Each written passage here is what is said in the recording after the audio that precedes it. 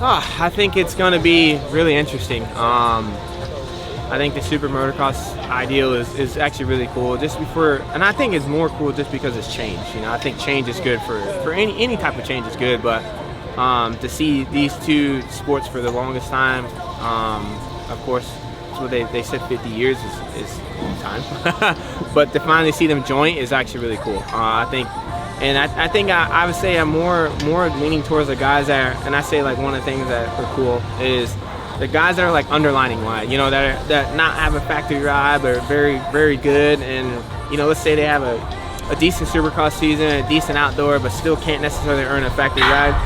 And you go out here and win this Supermotocross thing, you could earn a factory ride. Boom. You know what I mean? Like, you are considered a champion, and of course you get paid a lot. And so I think it goes back, and I've been in those situations where, you know, in the past I didn't race outdoors, I was only a Supercross guy, and I didn't get hired, and I did good at Monster Cup, and boom, I got earned a factory ride back in 2015. You know, so I just think like it's those opportunities for guys like that, and also I'll just throw a guy like AC. You know, he's a factory rider, had a rough year. Everybody has that, and if he just was able maybe just to get through it, earn some points, and lined up, got in, and ended up winning it, you know, the thing that like brings him back to his you know status. So it's definitely shifting the boards, and like I said, it's strategizing things. You know, because when you're hot, once you start, and then you know guys are mid outdoor season start getting hot. And you know, right after this, you know, right after outdoors, this starts. So you're already kind of continuing off a good streak. So a lot of strategizing. I think the biggest thing is going to be staying injury prone. You know, and that's part of sports. Somebody's always going to get hurt. There's ups and downs. You know, so it's going to be a long time. I think we're looking about 8 months or 9 months possibly. So staying injury prone is definitely going to be one of the most key factors, but also being the most consistent is definitely going to be the factor. And I said, like I said, once you start racing, the points double. So I think that's actually really cool too. So it keeps you on your toes all the way to the end. Where and a lot of you know how it gets going in sports. Where in our sport sometimes a guy that has a really good season in Supercross or outdoors, and you know round 7, it's pretty much a wrap. You know, a good thing it wasn't like that this year, but in the years past, it's kind of been that way. So. I think this just kind of tightened the game up a little bit, and it's kind of like Monster Cup structure. You got to just, except for you have 3 full races to do it. And like I said, I'm really excited because I feel like all of us have a great opportunity, because some guys are really good at outdoors, some guys are really good at Supercross, so you kind of mixing it up. And you see how it plays out. Of course, when we did a couple of the rounds like Daytona, Atlanta, you see the board shift where it's not just the guy that's always really good at Supercross. You see the guy that's like outdoors that actually goes up there and does good or hits a podium. So it's really good board shift. Like I said, I'm really excited. Of course, you see the features. That's going to be a really good opportunity for those guys to see those guys grow up and do it. And then of course you got the 250 and 450 class. So I think it's going to be cool, man. Like I said, I'm just excited to see change.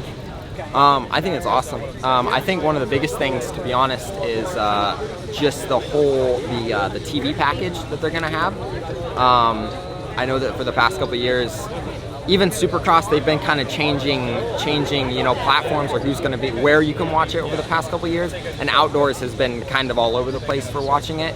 So I think that's gonna be, to be honest, that is the biggest thing. I think is gonna be the platform that it's just you can watch every race from one spot, same place. You can get a pass or whatever they're going to do for that. I think that's going to be a big thing. So that's what I see as the biggest thing. And then the last 3 races, you know, just being able to make as much you know, I mean, as much money as you can in 3 races. You know, you can win, you can get a whole nother championship bonus. You know, that's along with them the amount of money that they're putting in, I guess, the purse money for the last 2 races. And also, I think that they said that they're adding purse money to to both series, you know, all the races in general. Obviously, as a racer, you know, that sounds good, you know. So, yeah, I think it's good. I think it's good that it's kind of becoming one series, because I think for the past few years, that's been kind of the biggest thing. Is everybody's like, look, there's been so much, you know, Supercross outdoors, and they don't talk about each other, don't refer to each other. One is one and one is the other, and it's kind of been that divide between them. So I think it's good that, you know, everybody kind of has made friends now a little bit, and we're kind of, you know, all one series. I think that's good. Yeah, so I'm signed with Kawasaki 2 more years, 2023, 2024, for the SuperMotocross Championship. Really excited about that. I feel like it's a good step towards evolving our sport, getting more eyeballs on it. You know, with the playoff format too, like Ricky said up there, it's like you never hear of a playoff format not being successful. I think kind of the winner take all that's going to come down to the end of the year is really important, and it's going to keep kind of the tension throughout the year, where sometimes we get to the end of Supercross or we get to the end of outdoors and the championship's really stretched out. It's like there's always something to race for. I'm excited about that. Yeah, just excited to race, man. It's been a minute for me, obviously not being around too much this year, but really love dirt bikes and just excited to be out there and competing. Yeah, it's pretty exciting, man. You know, one big thing is the NBC Sports and Peacock thing picking us up, and I think that's going to give a lot more coverage for us. It's going to be a lot easier to watch now. We won't have to switch between channels to watch motos or the races or anything, so that'll be one of the biggest things. And then yeah, I mean SuperMotocross is going to be insane. I think it's going to be exciting. It's going to be good racing. A lot of money up for grabs, so it's going to be tight. This has really been like a 2.5 year effort. It all started in Daytona 2020 when we came together really just to discuss ideas and how we could help grow the sport. Nothing more than just promoting each other's events at first. And then a week or two later, COVID shut down Indianapolis Supercross, and it really forced us to work together, forced us quickly to work together and to form a plan to finish both the Supercross Championship, but then also to get the Motocross Championship complete. And so it was from the jump, just a complete collaboration. Kerry Coons and MX Sports, they moved their actual season. They moved it later into the summer in order for us to get the 7 rounds we needed for Supercross. And really that was what started this whole relationship. And you heard it at the press conference, but Kerry and Kenneth got together and they really started seeing the similarities and you know, just questioning how we can work together in other ways. And it started with the media rights package. So that's really the genesis of all this, was coming together, going to market with the media rights collectively for Supercross and Motocross, and then getting that feedback from different media companies that, you know, the one thing our sport's missing is a postseason. That's what the modern sports fan has come to expect. So that's really what this was birthed out of.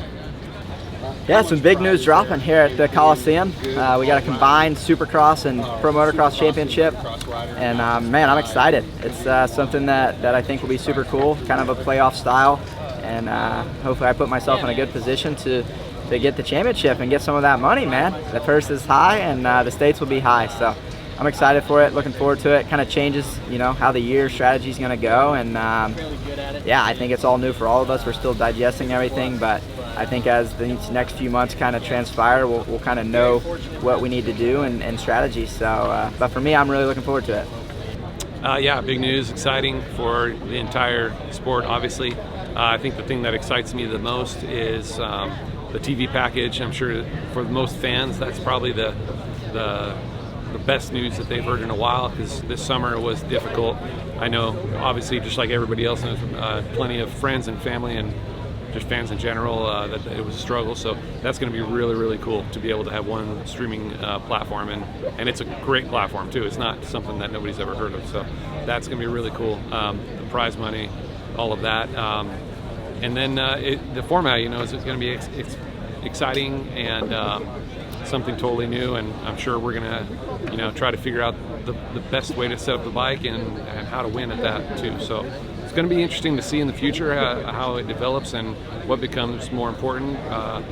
You know, Supercross, motocross, or, you know, the SMX series, how important that's going to play into future contracts and, you know, signing riders, and also the length of what it is.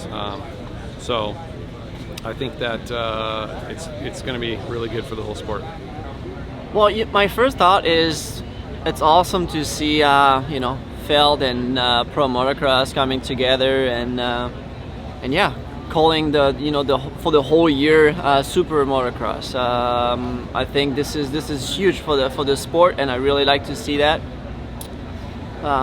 It'll be good also for for outdoors. I think it would look even better. So Supercross, it was already amazing, but things like pit lanes or bigger podiums for outdoors, that's what I see in the future. We'll see how it goes, and then plus those 3 final rounds, they call it the playoffs. Me coming from France, and then here it's all about football playoffs and stuff, or NBA stuff. So it's pretty cool, like, to get that into our sports. It's very unique, and it's a first. So exciting. We'll see how that play out for me, actually. Doing only Supercross with KTM. We'll see what we can do. But exciting for the fans to be able to follow the whole year on Peacock. That's huge. You don't have to worry about other things. You just focus on one coverage, and you're good for the year. So that's massive. Yeah, really happy about the announcement of SuperMotocross World Championship. Talked about it a little bit in the presser of how, in my opinion, how important it is to have both Feld and MX Sports, both disciplines, as one. And then we had the SuperMotocross World Championship, 2 playoff rounds, and then the final round here at LA Coliseum for that SMX World Championship. I think it's crucial. I feel like having everyone in the same boat, the boat's just going to rise with rising tides. So I'm excited for it. I think it's something, I love the unity, and I think it's going to be great for our partners, the OEMs, the fans. Love the Peacock announcement today. Both Supercross and Motocross streaming live on Peacock. It won't be confusing for the fans. So very, very happy about today's announcement. When I first heard about this possible announcement, what Feld and MX Sports was working on, I was all for it. I think for a long time I've always wanted this to happen. It's like, could it ever happen? And to Mr. Feld's point today about taking advantage of what the tough times in COVID, it brought everyone together, and I think it needed to happen. So when I heard this possible situation, I was excited, and I wanted to see it happen. I'm like, man, I really hope this gets done and it's not smoke and mirrors, and of course it's not. So I think it's a great time to be a part of